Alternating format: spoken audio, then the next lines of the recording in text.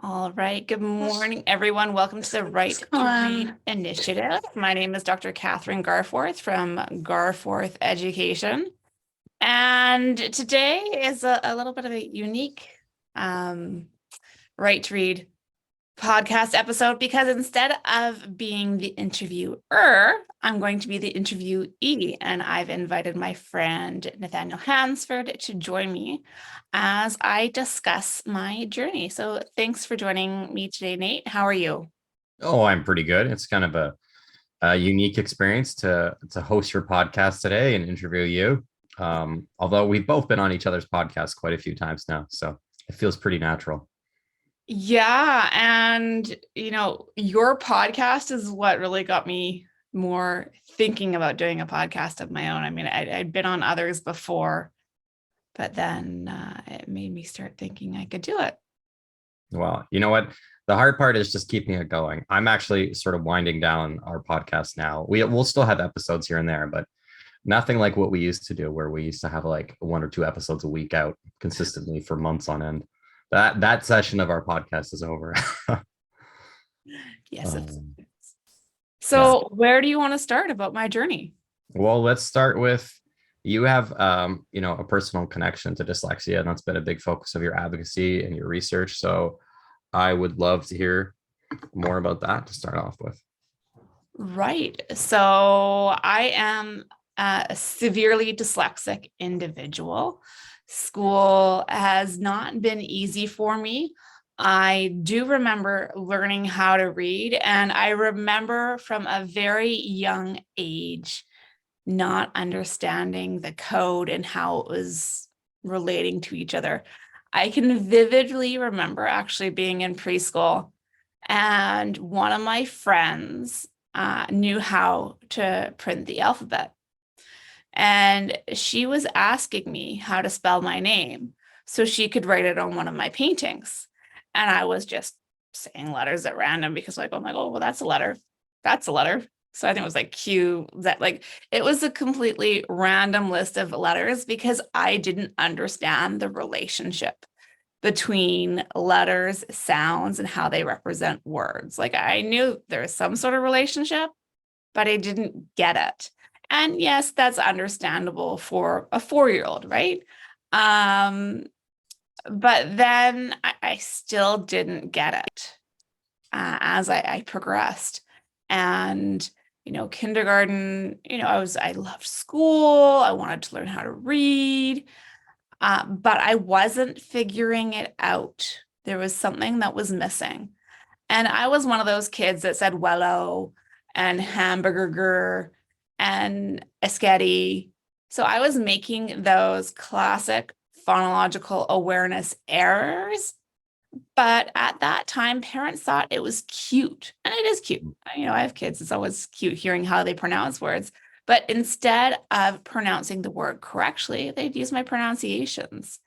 And again, at the time, that was completely common practice. And but now we know that's not the best way to help foster our children's language development. Mhm. So, kindergarten, I was highly motivated. I wanted to read. I just wasn't getting it. My friends were still, kindergarten, fine. That's okay, especially in the 80s, which is how old I was, or when I was in kindergarten. And then at the year end, I actually found this book earlier this year, and it talked about my wish for grade one. And my wish for grade one was to learn how to read. Unfortunately, that didn't happen. And grade one and grade two were full of struggles. I was in various one or small group and one-on-one reading interventions. I actually did reading recovery, only I wasn't recovered. I remember getting very angry and very upset and frustrated because I was told this was going to work. Mhm. And my parents were actually called to school. I can't remember why, but because of how upset I was about this. And then my family moved, and I went to a different school, and it was an annex school, so it only went from K to 3.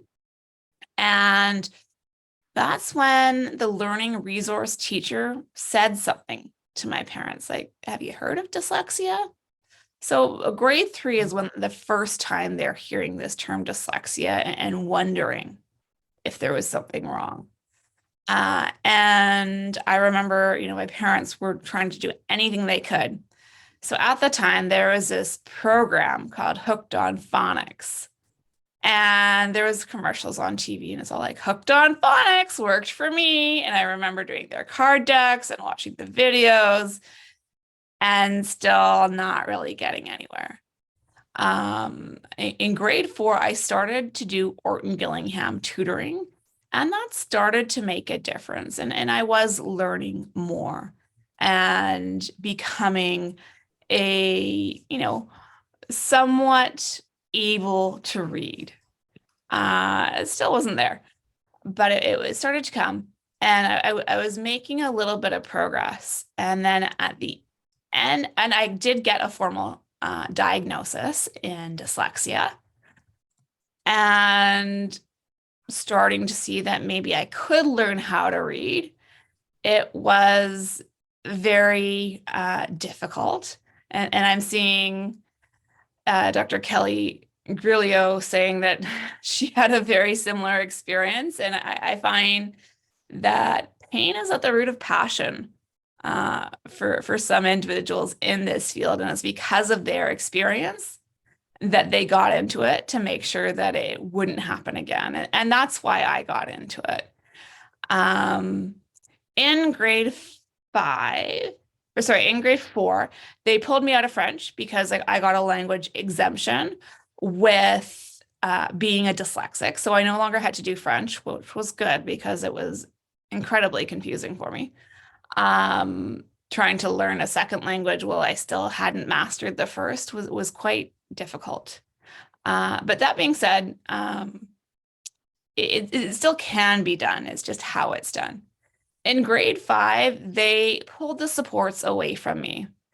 And grade 5 was a horrible year. I started experiencing a lot of bullying in the beginning of grade 4. In grade 5, it got worse. My best friend at the time, in her best intentions, was trying to explain to the other students that, yeah, she can't read, but there's a reason she has dyslexia.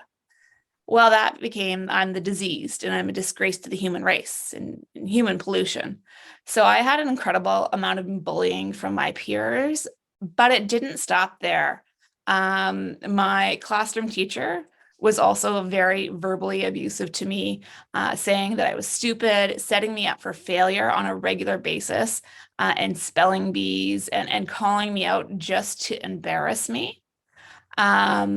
I was being physically abused too. We had chairs that weren't attached to the desks, and the students would slam me up against the blackboard or the chair behind them, and it was very painful. And I just didn't understand, and that's when I became a crushed child who just thought I was stupid because that's what people were telling me, and I believed them because, hey, I couldn't read and everybody else could. Like, obviously, I'm stupid. My classroom teacher told my parents that I was a waste of her time. I'd never make it to high school or graduate. So to stop having those expectations for me. So basically, she was okay with me falling through the cracks. And the school was at the point where they're like, yeah, she's just not going to make it. You need to think of other ideas. I am very fortunate because my parents didn't accept that answer. They knew that I was smart. In my psychoeducational assessment, I was in the 92nd or the 93rd percentile in math concepts. So they knew, well, just being my parents, that I was smart and intelligent. And I could learn things. I just had to be taught properly.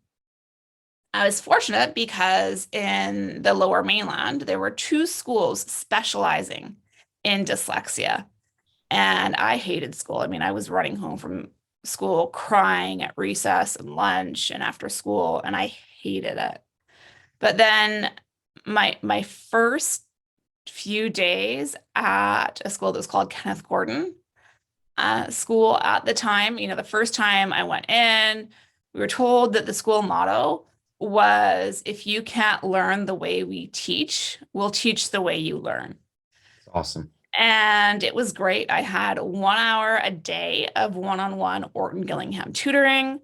Math was small group instruction. And within the first couple of days, I went to my mom and said, you know what, Mom? I really hate to tell you this, but I think I'm going to like school.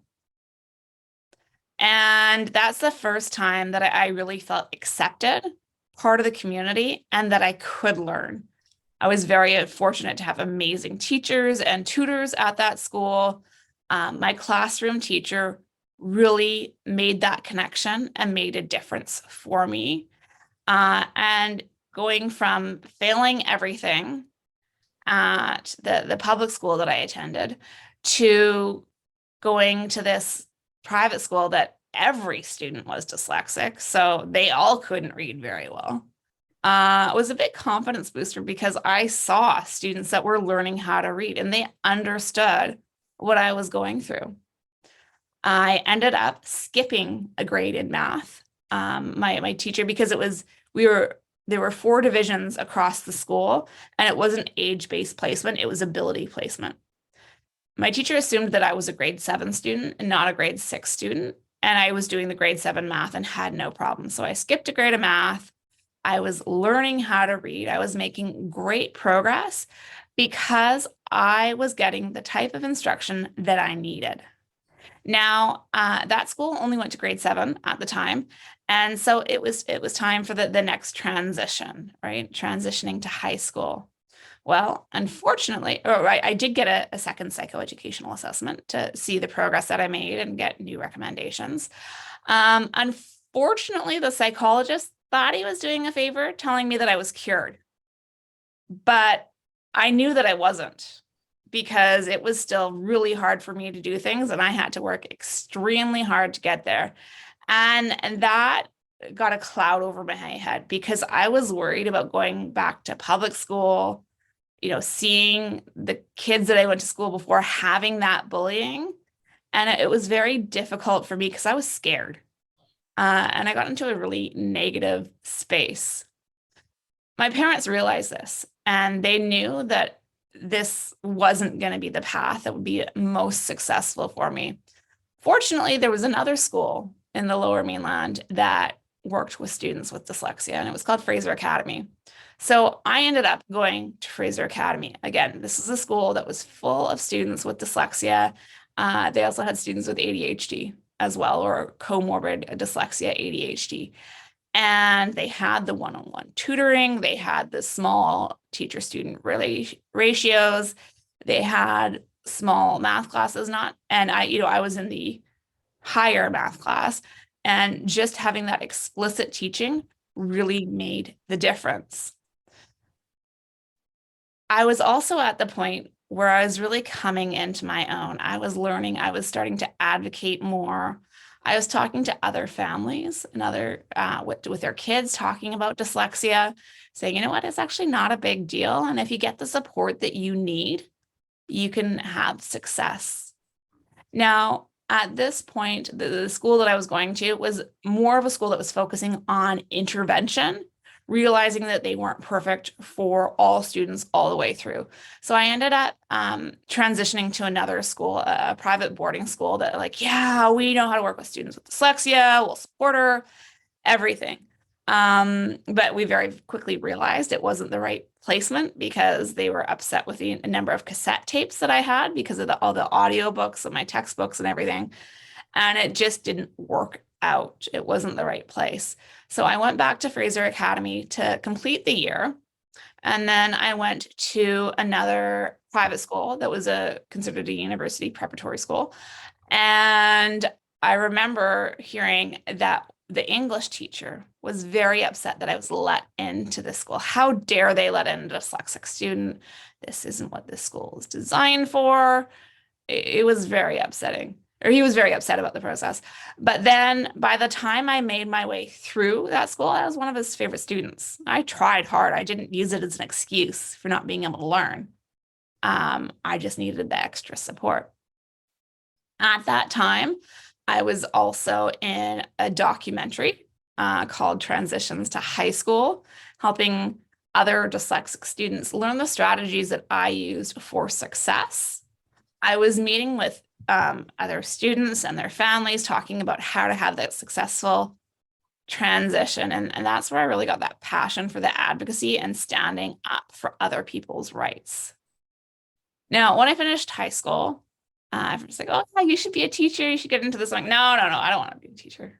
And I actually got into computer science. So my first degree is a bachelor's of computer science. And I decided to go to the University of Lethbridge in Alberta because it was far enough away from home that I wasn't still at home, but close enough to come back if I needed to. Now, the University of Lethbridge was a smaller university, and they didn't have a huge disability resource center. I think there was 1 or 2 people for the entire school. And that was fine. They did a great job supporting me. I had the advocacy that I needed.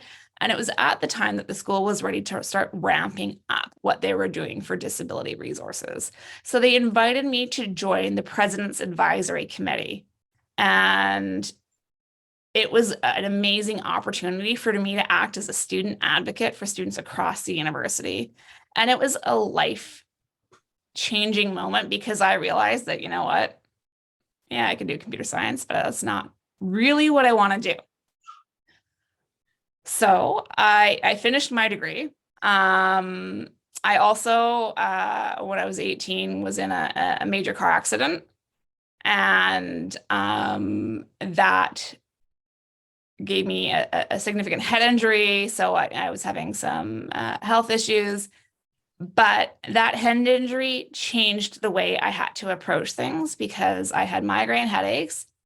And my go-to as a strategy was my memory. And I could memorize things very quickly without a lot of effort before the head injury. But after, it was different. So at 18, in university, I'm having to reshape how I do things and how I learn. So that was a little bit of a tricky step.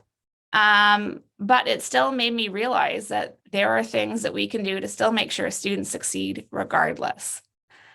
And once I made my way through, I decided that, you know what, I need to do this more. And, you know, again, I was advocating all the way through. I was very fortunate because my parents were very supportive of this role. And my mom actually became the president of the International Dyslexia Association for British Columbia. So seeing the strong leadership and advocacy that she was doing for students with dyslexia and saying, you know what, my daughter has it. Actually, I have a sibling that has it as well. And continuing that fight and saying it's not good enough kind of, again, ignited that flame in me. So I did my teacher education program. And, oh, actually, before I did that, computer science wasn't considered a teachable subject. So I had to take a couple extra courses just to get the requirements to get into the teacher education program. And during that, I was actually in a second documentary called Deciphering Dyslexia, and it talks about my journey and it follows families. That documentary was put out by the Knowledge Network, and it actually won 2 Metamedia Awards. And that was pretty cool to realize that my story was having an influence on other people and making the change for the better. Then I was in my teacher education program, and I was told that I couldn't change the program. So as a student with dyslexia, I was typically not doing a full course load. I was doing 3 or 4 courses a term. But in the teacher education program, that wasn't allowed. I had to go with the cohort, finish everything with the cohort together. And I was able to do that. But it was difficult keeping up with the readings. And throughout the courses, especially the ones in language, literacy, and education, I was really frustrated with what they were saying about reading and how students learn how to read and how to support them. And I was having comments. I was saying, what about students with dyslexia? Oh, don't worry. That's, the special education teachers are going to get those. And at the time, special education teachers where I was living was all the new teachers. I'm like, okay, so you're not going to teach them, and these teachers are going to be stuck in the special education because that's the only place they can get a contract. Yeah. Um, Oh, sorry. I got a follow-up question about that, just oh, really quick. sure. Because, I posted recently about how, in my teacher training, even in my reading specialist program, I didn't get any instruction about phonics, morphology, fluency, vocabulary. And the only things we looked at were comprehension, leveled reading, guided reading, basically 3Qing, everything specifically related to balanced literacy and whole language instruction. And, people from some balanced literacy advocates did not believe me in that. And I thought maybe this is just a Canadian experience, maybe in the United States universities they get more training. I don't know. But I'm curious, when you were going through university in education, did you get any training on phonics or phonemic awareness or morphology? No. No, I brought it up. And I brought it up to the teachers because of my background and the work that my mom was doing, I knew all about it. I mean, I learned how to read because of Orton Gillingham. Yeah. And if I didn't have Orton Gillingham, I probably wouldn't have. Wow. And so it was really frustrating me that I was having all this, oh, don't worry about that. That's not your concern. You don't need that. Kids just learn how to read. It's a natural process. It's a natural process. And I'm like, okay, well, it's really wrong for me because it doesn't work for everyone. And I know that. I'm living proof that it doesn't. So I had a Bachelor of Education in elementary early years with a specialization in special education. So it was a 2-year degree program. And I had this specialization in special education. But again, I was really disappointed with that because, concepts that I knew were essential were being glossed over. And teachers weren't getting the support that they need to understand their students' needs, understand a psychoeducational assessment, understand creating individualized education plans. And that left me questioning things. Now, fortunately, at the university I was at, Dr. Linda Siegel was one of the professors, and she was actually in the Deciphering Dyslexia documentary, and she was a friend of my mother's. So we talked, and I actually ended up started working in her reading clinic, doing assessments and assessing students or individuals. It was all ages place. So I was working with adults and people in their 60s and 70s, assessing for dyslexia under guidance. And that was an amazing process because it helped me have a better understanding of myself and individuals with dyslexia and how to use that information. And I remember the first time that I was introduced to the cognitive test of phonological processing, or the CTOP, especially the elision measure, I realized how much of a phonological processing deficit I have. And still to this day, I struggle with phonological processing. If I hear a name or a word that I am not familiar with, before I can pronounce it properly, I really need to analyze it at the phoneme level. And it really helps me to see it in writing so I can make those relationships and pairings. And it's just like, oh yeah, well, that's why I struggle. And even when it comes to writing words, I struggle with the minimal pairs. So the sounds that the only difference is voicing and unvoicing. Mm-hmm. I will say a word and then the schwa, or the medial vowels that are unstressed, I switch them. Like, is it this one or is it this one? Is it an or an eh? Mm-hmm. And it's difficult. I struggled with it. Anyways, so I finished my bachelor's of education degree, and I was told that I couldn't be a teacher because of the spelling and grammatical errors that I made would not be appropriate for the classroom. That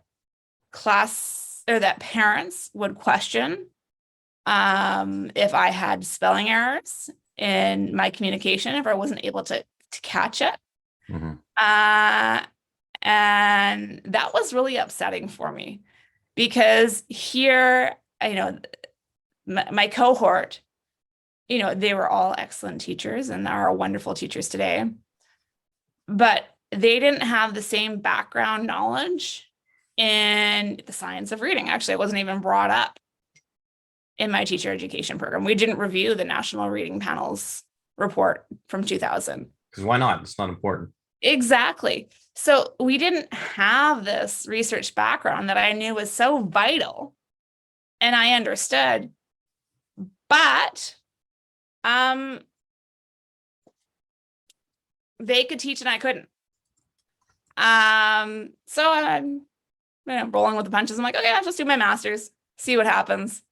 Did my master's. I did a lot of courses in school psychology as well, looking at assessment. And I did toy with the idea of becoming a school psychologist. But then I realized, well, wait a minute, I need an editor. I can't write a report without an editor. And that's going to be a confidentiality breach, right? So then it was my dyslexia getting in the way of a goal that I had. And it didn't stop me from doing the courses. I did the courses. I love doing assessment. And, I can do the assessment. It gives me so much information and it really helps me figure out the inner workings of students. And I love working as a consultant and interventionist and really finding that piece that's missing to help students learn. At this point, I started, I was doing tutoring of students all along and making great progress with these students that were struggling to learn how to read and with numeracy. And I'm like, okay, so I can do it for the students that are struggling. But anyway, I shouldn't go down that alley. But I started wanting more. And again, my mother was very large in the advocacy role, but the problem she was always faced with is, oh, you're just a parent. Mm. And she attended conferences all the time. She actually hosted an IDA conference and put it on. She was doing the research. She was invited by the Russian government to go over and talk about dyslexia. She went to Greece. She's done amazing stuff and has a huge amount of knowledge. She did Linda Mood Bell training. She did Norman Gillingham training. It was insightful, but it also led me to the decision that I needed to get a PhD because I didn't want to be told, oh, you're just a dyslexic. I wanted to make sure that I had the knowledge and the letters behind my name saying, look, no, she does know what she's talking about. And so I had the professional training to say I had it. And I also had the personal expertise. Now, through my PhD, I actually had 3 children, which is a feat on its own. And through being a parent and observing my children as they developed, I recognized that one of my children was struggling with the same way that I struggled. And, we started working with a speech and language pathologist when they were 2.5 because they were having atypical substitutions. I did a screening assessment before they went to kindergarten, and it's like, yes, at risk for double deficit dyslexia. I'm like, oh yeah, I can do that. Been there, done that. But then facing the school saying, look, she's at, or they're at risk for a double deficit dyslexia. We need to be on this. And I wasn't received in the way that I was hoping. And the conversations that I had had about, best practices, the science of reading, I was told that, well, that was my science and that there's many ways to do things. And that hurts me a little. Yeah. Alternative science. Yeah. So, seeing my child with dyslexia go through some of the same issues that I went through in school, not getting the support that they needed Fortunately, we're in a situation where we can make sure that they get the additional support outside of school. So they have made significant progress. But having the school telling me, well, we don't really test until grade 3. And, they're doing fine. Again, it was hitting me wrong. And then I also have a child with autism. And so that kind of pushed me, like I've always been interested in autism. I remember first hearing about it, where it really made a difference for me in my undergraduate degree in computer science, and really getting interested in it. So I started working with that community and students and finding out how to support their reading development, which is a fascinating process. And I did my PhD. I remember talking to the faculty of graduate students when I had finished my dissertation. I said, look, I need to have an editor because this is where my deficit is. And they said, oh, I just get a tutor, learn about the English language and the process. I'm like, look, I've had a tutor for years and years and years. I have done the training. I cannot see this in writing. I cannot edit a text.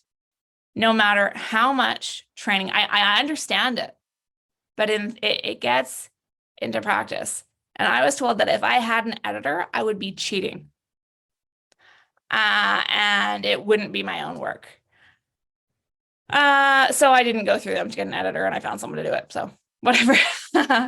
I'm sure that my committee is happy that I had an editor. Just because commas, I understand that. Exactly.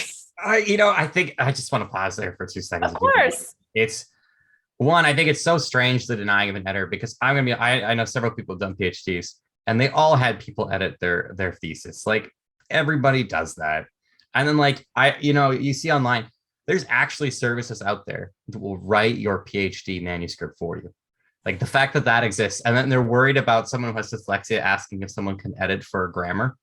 Oh, it's just an absurdity. And if you don't mind, I just want to pack up a few seconds. Of the course. Whole thing about parents not being qualified. Through the science reading movement and my own advocacy, I've met so many parents who know way more about the science of reading than the average teacher. And it's always the same story. They have a child who has dyslexia, and they spent years reading about the science reading. Shout out to Alicia Smith, head of the IDA. A parent knows way more about the science of reading than most teachers, way more. Sorry, I just that bugged me. They would say just a parent. Like our education system does a phenomenal job on training on the science of reading as it currently stands. Well, and another comment to that. So I have a child with some medical things. And I remember going to one of their specialists and saying, oh yeah, well, what about this? And he was like, you know what? I know the term, but I don't really understand it. And I find that parents know more than me when their child has something like this, right? Something that's out of my specialty. And it's something their child has and has that vested interest for them to understand it. And I wish teachers could be as honest. So this is, a specialist at a top medical institution saying, look, that's not my area, especially that's a totally different part of the body. Mm-hmm. So I don't have a complete understanding, and recognizing that me as a parent had more knowledge than they did about this topic. And that was amazing and reassuring, saying like, yes, I understand that it's something that's of personal interest to you, and I validate your knowledge. So anyway, I finished up my PhD, and then it's like, okay, what am I going to do? When I started my PhD, before I had children, I'm like, oh yeah, I want to be a tier 1 university, research institution, all this. But then as I went through realizing that the publish or perish system was not going to work for me, and just my changes in values, having children, I realized that the amount of reading, editing, and writing that I would need to do, and, I can do it, but it wasn't right for me, because I wanted to have a life outside of academia. So I created Garforth Education, and tried to make what I thought was needed. So I've got two streams. I've got the advocacy stream. Sorry, I've got the parent stream and I've got the educator stream. The parent stream is for parents because, as a new parent, I'm like, okay, so, I read the what to expect when you're expecting thing. And, it doesn't cover dyslexia. It doesn't cover autism. It doesn't cover ADHD. So parents have these children, they've read the books, maybe they haven't, doesn't really matter, but they don't have that background knowledge that they need to understand what is best for their students.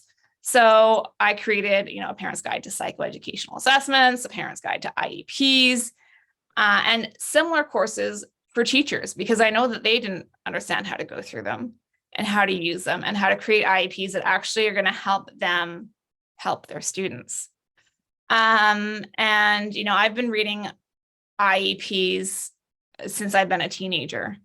And, I've developed a method. I know how to read them. I know how to get the good stuff out of them, but I know that parents and teachers don't understand that. So I wanted to create a way that educators and parents could get the information that they needed out of this document to really help support the individual that it was about.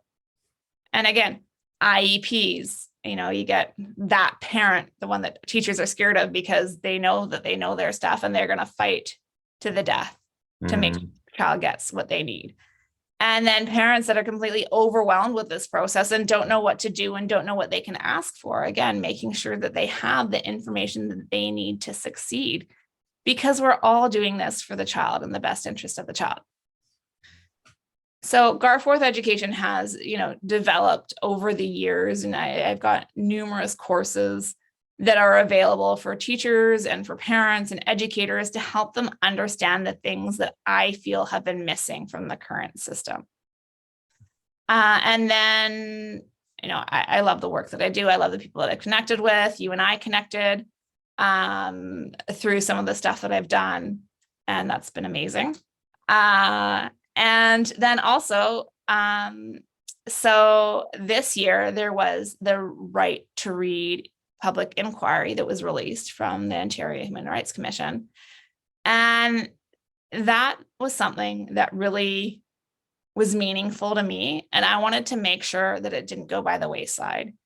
In the 90s, there was a student that actually went to school with Jeffrey Moore, and there was a huge human rights case that went up all throughout the Canadian court system. And it came out with the result that reading is a basic human right, and it is the school's responsibility to make sure the child learns how to read. And now this is a student that I went to school with, like I actually was in school with.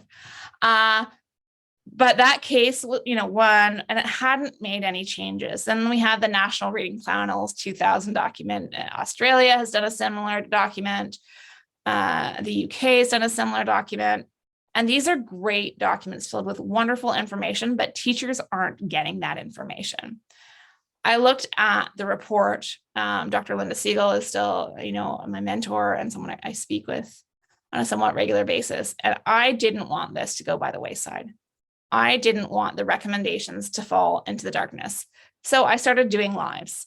And that's how this podcast was created, in response to that Right to Read public inquiry, to make sure that it stays in the forefront.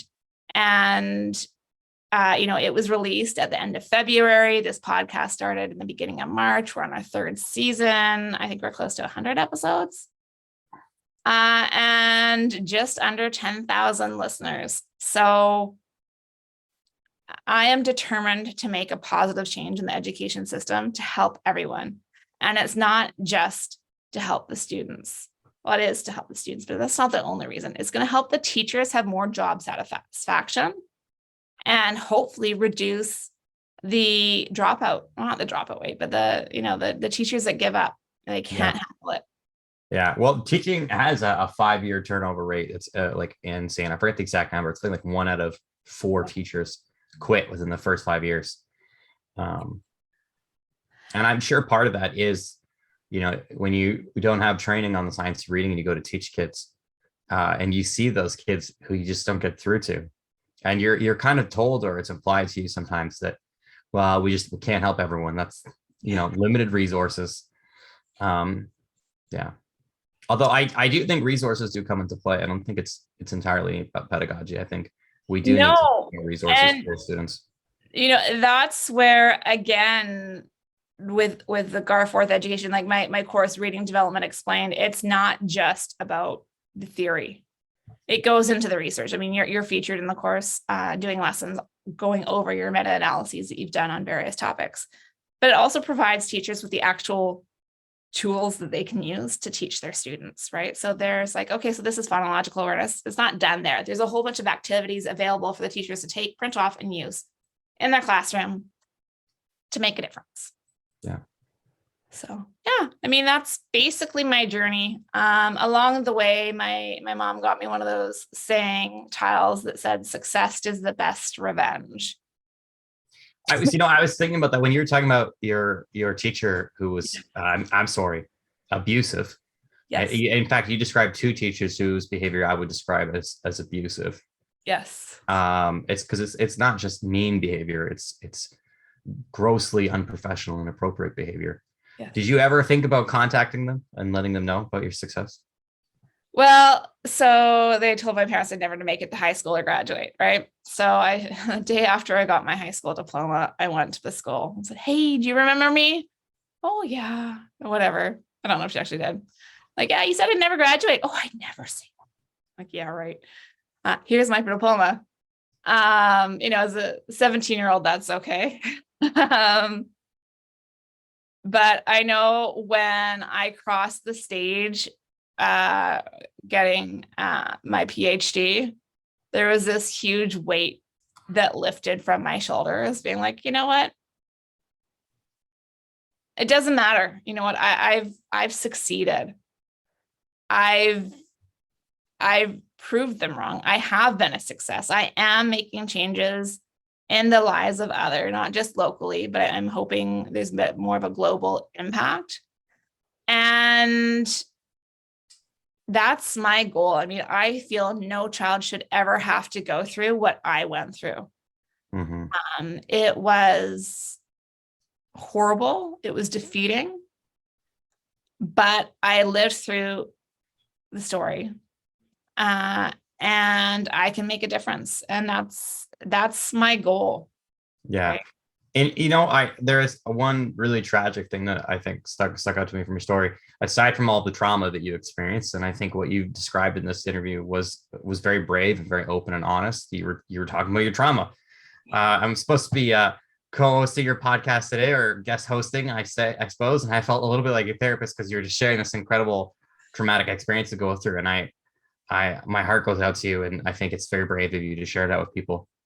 But at the same time, I feel like you were also fortunate enough that your family could send you to that private schooling to make sure you get the help, that you could make sure that you were successful. And I think it's tragic that we live in a system where it comes down to, do you have the resources to help your child? Because every child deserves to learn how to read. It shouldn't be just if they can get private schooling. And that's not at all a knock on your parents. I think I'm sure that was a sacrifice to them to put you through private school, and that it was very difficult. And I hope that our public education system can get the funding and adapt so that we can provide that same level of service to all students, and not just students who have the resources to get. Well, and no, in my opinion, no parent should have to decide between going on a vacation and making sure their child learns how to read, or paying rent, or having food, or putting their child in soccer. Yeah. Over the years, I've looked at the things that have made the difference. Going to the schools that specialized in learning disabilities, I met a high concentration of students with learning disabilities, and seeing, over the years, how their lives have played out. The ones that had, the support and were able to find a passion, and not just the focus on their learning disabilities, but truly developed a passion. For me, it was horseback riding. And I know I was very fortunate in being able to be in a situation where I could ride horses, but that made the difference, because my horse that I rode never judged me for whether I could read or not. And it was a point where I could excel. All of my long-term friends are ones that I met outside of school and not in school. And the important thing that I think is to highlight is that trauma that I've experienced will never leave me. It'll never go away. It will always be in the back of my mind, saying that I'm not good enough. And it's really difficult when it comes to seeing my child in a similar situation. I mean, our psychoeducational assessments are very, very similar. And I know they're going to have the support that they need to succeed, but it's very triggering.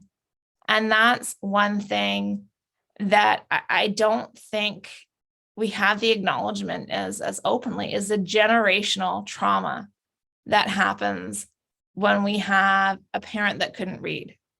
Mm-hmm. They're dealing with the same issues with their child not reading and the trust not being there because of their experience that they had as a child, trying to learn how to read and not learning how to read, or their parents or their relative, right? There is a genetic component to learning disabilities, and it runs in families. I mean, it's in 3 generations, at least in my family. And realizing that when a parent who has dyslexia and has had a negative experience from their dyslexia is coming into your classroom, talking to you about their child who is also struggling, it's not just the struggles of their child that they're dealing with. They're getting the flashbacks of the pain, the humiliation, the trauma, and the negative experiences that they had in the same process, regardless of whether they have succeeded in life or haven't. That never goes away. That's really hard to hear, especially as an educator and a teacher. And I do want to say thank you today to you, Dr. Garforth, not only for sharing your personal experiences, which I'm sure must have been really hard to do, but for having me on as a guest host of your podcast, and actually for all your advocacy work you do. And I think you kind of downplayed that in this interview. You talked about some of the things that you do as part of your professional business, but at the same time, I think you and I both know that you do far more free advocacy work than you have ever done paid work to, as part of your business to feed your family. So I want to thank you for all of your hard work and due diligence. Thank you so much. I've really enjoyed this conversation.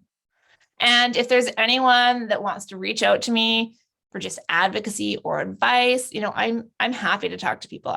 I can talk about this all day. And I guess one thing that I never spoke or mentioned in this is during that process of us as a student, as a kid with dyslexia, the frustration I had of an adult talking to me about dyslexia when they only had book knowledge and not life knowledge. And, if you are a parent or a teacher listening to this, the importance of letting the student talk to someone who has had dyslexia or has dyslexia. I mean, it's a lifelong thing. Realizing that having that camaraderie and that bonding, or that understanding, whether my dyslexia is different than everybody else's dyslexia, that's fine. But it's having someone that has that lived experience is so valuable and gives the reason to try and say, if they did it, maybe I can do it. And, I'm very thankful and grateful for all the, actors and, big names that are out there talking about their learning disabilities. That's great. And actually in grade 10, I remember working on 2 letters to different actors. The one was to Whoopi Goldberg, who was talking about her dyslexia at the time. And I thanked her. I'm like, it's so important for people to talk out about this because it really provides hope. And then I wrote one to Tom Cruise, who said he was cured of his dyslexia from Scientology. And I'm like, no, that's not possible. I'm sorry. And, I was, 15, 16. How dare you besmirch Scientology? Oh, I'm sorry. Yes. But yeah, I mean, it's really important to have people out there that have lived through it and to speak to. I'm really glad now that we've addressed such a breadth of issues, from dyslexia awareness to problems in our teacher training services to the science of reading to the dangers of Scientology. It's been a really sophisticated conversation. We got everything in. Awesome. Thanks for listening. Thanks for having me on, Dr. Garforth.